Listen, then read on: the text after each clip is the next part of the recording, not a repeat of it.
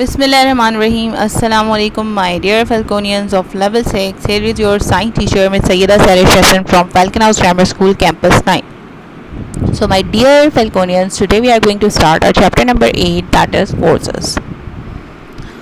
Force. What is force? Basically, force is the action of one's body on another body, right?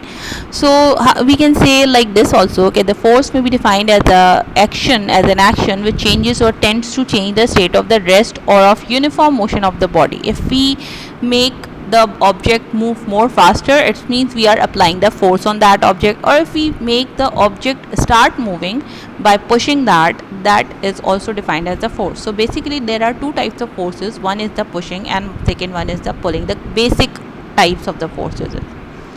Here is the Newton's second law in front of you. Newton's second law of motion is what? Force is equals to mass. Acceleration is equals to mass into length of time, length per time square. अच्छा, आसान words में it is the original form of Newton's second law states that the net force acting upon an object is equal to the rate at which its momentum changes with time. Whatever the force we are applying, or whatever the force is acting on any of the object, it is basically defining the movement of that object by the scale, by passing the time period.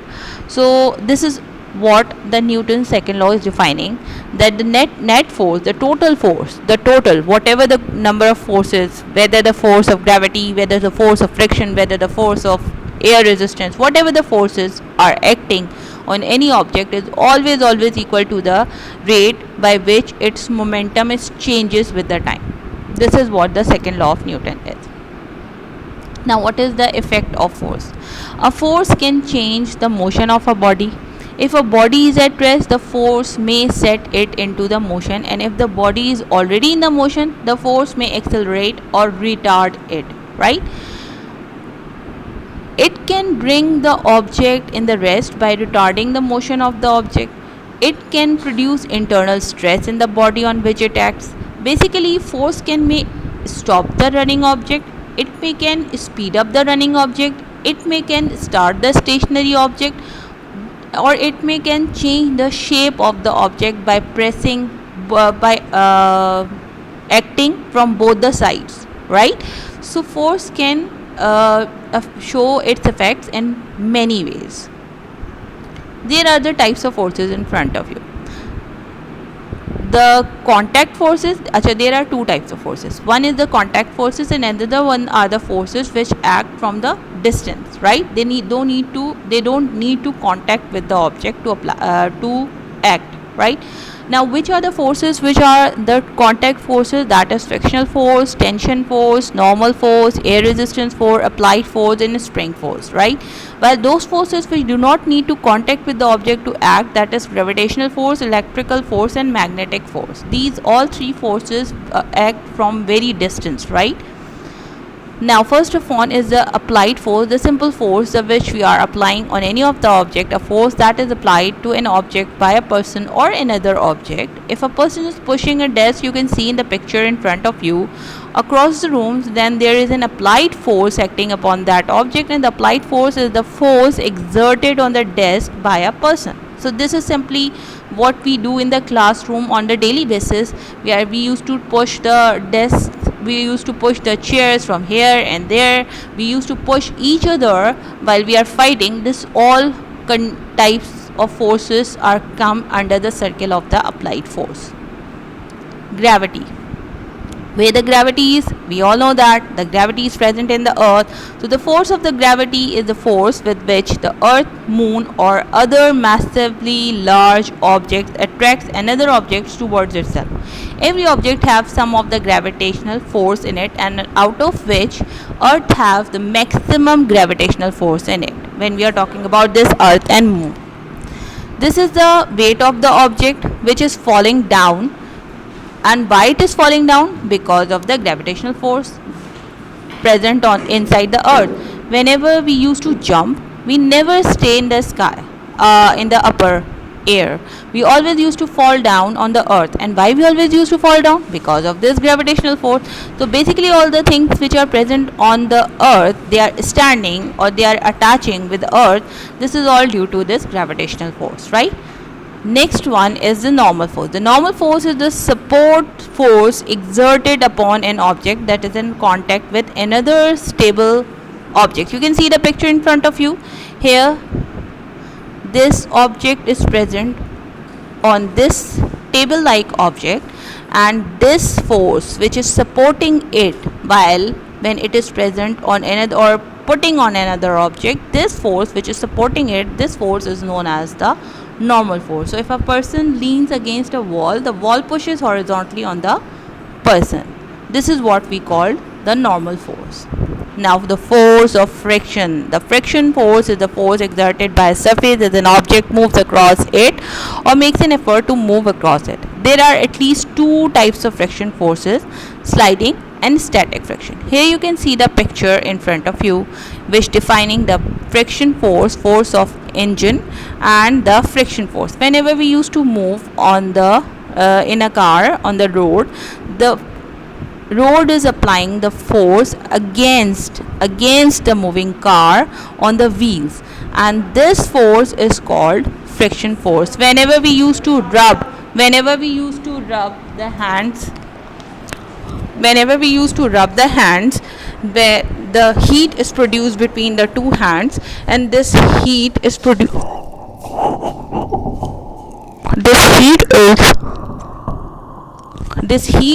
appearing because of the force of friction. This heat is producing because of the force of friction.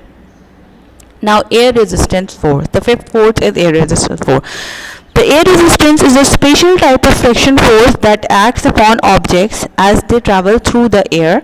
The force of air resistance is often observed to oppose the motion of an object, and this force will frequently be neglected due to its negligible magnitude. Now whenever any of the object is falling down from the air, we always see that it coming slowly towards the earth. And why it is coming slowly towards the earth when it is very far away from the earth? Because the air is applying the opposite force to the gravitational force on that object, or in this way the object comes down slowly. Here you can see the picture of the air jet in front of you, on which four types of forces are forces acting from the four directions. First one is the upper one, that is lifting. Second one is the gravity, which is pulling it towards the earth. The thrust, which is make it moving forward, and the drag, which is making it moving backward. So these four direction forces are working on an air jet, which is the form of the air resistance force. Now another is the tension force. The tension force is the force that is transmitted through a string, rope, cable or wire when it is pulled tied by forces acting from opposite ends. The tension force is directed along the length of the wire and pulls equally on the objects on the opposite ends of the wire. When very common game that वो tug of war, यही कहते हैं ना उस game को. So what we do, one person or the one team is going to pull the wire or pull the rope towards itself, and another team is going to pull the rope on itself. So this force which is applying on their own directions, they are on this rope, this force is called tension force, right? Now the spring force. When we used to push the object from both the directions, we can change the shape of the object. And how we can change the shape of the object? When we used to squeeze the ball, when we used to push the spring, this is called spring force when we used to press any of the object from both the sides. So the spring force is the force exerted by a compressed or stretched spring upon an object that is attached to it. An object that compresses off or stretches a spring is always acted upon by a force that restores the object to its rest or equilibrium position, right? Means when we used to compress the object, as well as when we used to stretch the object.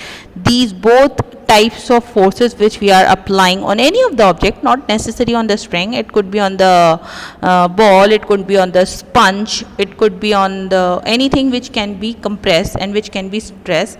This type of force is called a spring force. This is all about for today, and this is all about the chapter force which is present in your book.